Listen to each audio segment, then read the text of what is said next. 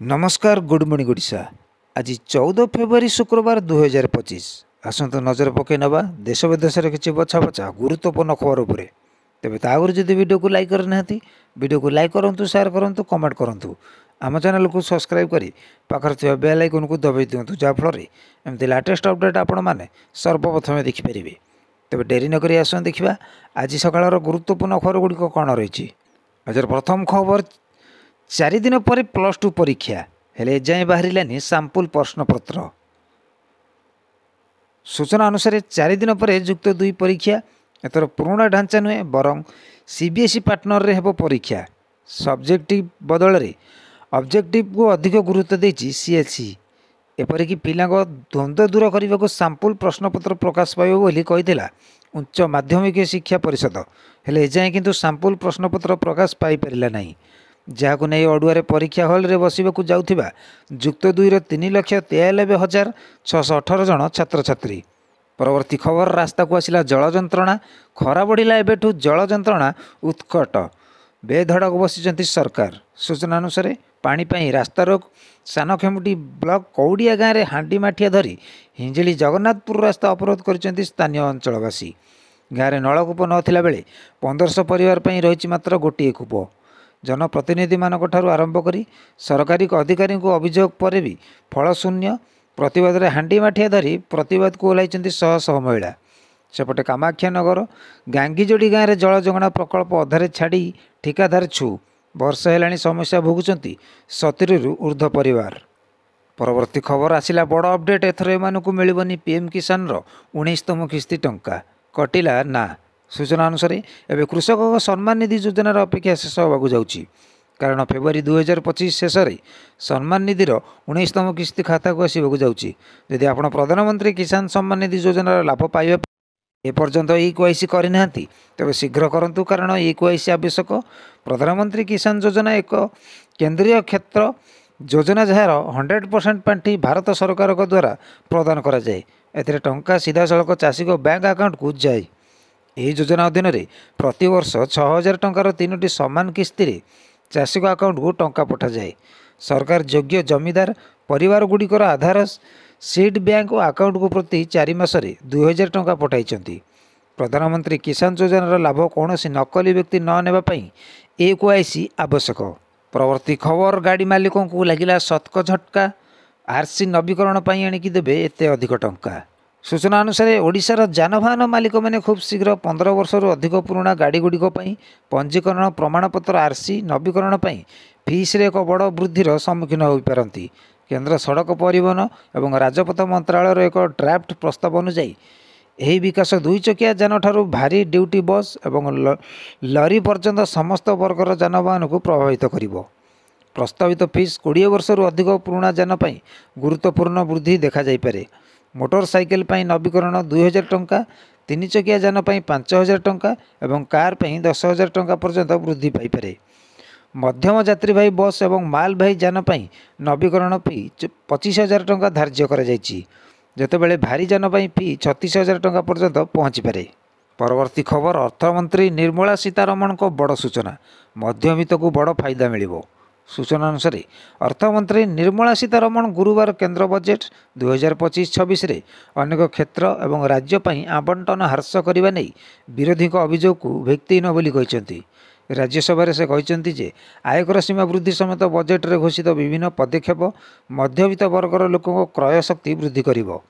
सीतारमण कहते उच्च सदन रे साधारण बजेट उपर आलोचन 90 रु अधिक सदस्य अंशग्रहण करथिले। आज देश जो समस्त समस्यार सम्मुखीन होउची ताहाको बजेट रे विचार को निया जायछि। से कहते विभिन्न राज्य द्वारा निया जायथिबा ऋण जोगु सुध बोझ एक समस्या, यह दूर करने बुद्धिमान आर्थिक परिचालन एक आवश्यक पदक्षेप। अर्थमंत्री कहते एथर सरकार बजेट एपरी भाव में प्रस्तुत करछन्ति जहा द्वारा विकास को त्वरान्वित करा जाय परिबो, अंतर्भुक्त अभिवृद्धि हासिल करा जाय परिबो, घरोई क्षेत्र में निवेश को प्रोत्साहित करा जाय परिबो, गृहकर्ता भावना को मजबूत करा जाय परिबो एवं भारतर वर्धित मध्यवित्त वर्गर क्रय शक्ति को प्रत्यक्ष किंबा परोक्ष भाव में वृद्धि करा जाय परिबो। परवर्ती खबर एवं मनीषों भली स्मार्ट वाच पिंधे गाई बेकर लगे मोबाइल को नोटिफिकेशन आसिबो। सूचना अनुसार मनीषक भली गायकी लगे बाहर स्मार्ट वाच। हृदस्पंदन हो कि जिओ लोकेशन ऋतुचक्र किंबा कौन रोग व्याधि सबूर सठिक ट्रैक रही smart watch. National digital life mission NDLM तथा प्रधानमंत्री नरेंद्र मोदी विजन रु अनुप्राणित होई ए स्मार्ट वाच प्रस्तुत करिछि काओबिट नामक एक संस्था। यह सीधा सड़क गाई गोरु को स्वास्थ्य सुरक्षा उत्पादन और गोपाल रोजगार वृद्धि में सहायक होब। वर्तमान ओयूटी और राज्य सरकार प्राणी संपद विभाग सह संस्थार बुझाणा होता बेले स्मार्ट वाच बजार परीक्षण चली। परवर्ती खबर नंदनकानन में ग्रीष्म मुकाबिला प्रस्तुति। हाथीक हाथीशाल सावर व्यवस्था मांसांशी मांस आइसक्रीम। सूचना अनुसार अपसरी जाउची शीत माड़ी आसुची ग्रीष्म प्रभावर तीव्रता को दृष्टि रखी नंदनकानन प्राणी उद्यान कर्तृपक्ष नहीं आगुआ पदक्षेप। जीवजंतु रोकवा कुहाड़ को थंडा रखा समस्त प्रस्तुति आरंभ होती। प्राणी उद्यान में 318 कुहाड़ को थंडा रखा व्यवस्था। यही सब कुहाड़ 173 प्रजातिर 3964 जीवजंतु अच्छा। से मध्य 110टी भारतीय और 63टी विदेशी प्रजातिर जीवजंतु अच्छा। से 57 प्रजातिर स्तन्य प्राणी 80 प्रजातिर पक्षी 30 प्रजातिर सरीसृप और 6 प्रजातिर उभयचर प्राणी अच्छा। प्रत्येक कुहाड़ उपरे नड़ा छपर करा जाइछि। कुहाड़ पार्श्व बेणा चेर लगा जाउछि। बाहर कुहाड़ पानी कुंड उपरे छामुडिया करा जाउछि। अधिक गरम हेले कुहाड़े बरफ रखिबा सह सिंचन बेणा चेर रे पानी करा जिवो। प्राय सबु जीवजंतु को काकुड़ी तरबुज और ठंडा पानी दियाजिवो। हाथी को मुंड ठंडा रहिबा मुंडरे जड़ा तेल लगाजिवो। प्रतिदिन हाथी को पोखरी रे गाधोई दियाजिवो। गरम सही पारुनथिबा जंतुक मध्य सिंपाजी हुलुक गिबन विदेशी मांकड़ वज्रकाप्ता रही। कुहाड़ दुआर मुहरे कूलर लगा जाइछि। जल जातीय खाद्य सहित फल को बरफ करी खाइबाकू दियाजिवो। परवर्ती खबर फेब्रुआरी रु टाई टाई खरा 35 डेइला राजधानी ताती। सूचना अनुसार फेब्रुआरी टू टाई टाई खरा अनुभूत है। फेब्रुआरी रु चेतावनी देलानी ताती। 3 दिन भितर तापमात्रा बढ़ला 3 डिग्री। भारत 37 डिग्री पार कलानी। राज्यवासी मध्य भालाणी पड़गला।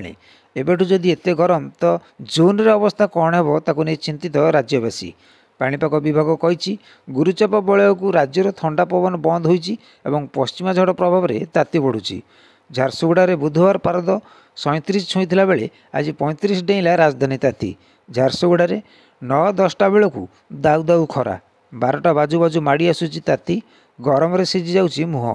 ताती एते बढ़ी जे दिन गोटाए रास्ताघाट सुनसान। 37 डिग्री ताती अस्तव्यस्त हो पड़ी जनजीवन। लोकों भितर भालेणी एबेठू एते गरम तो आगू हेब कौन।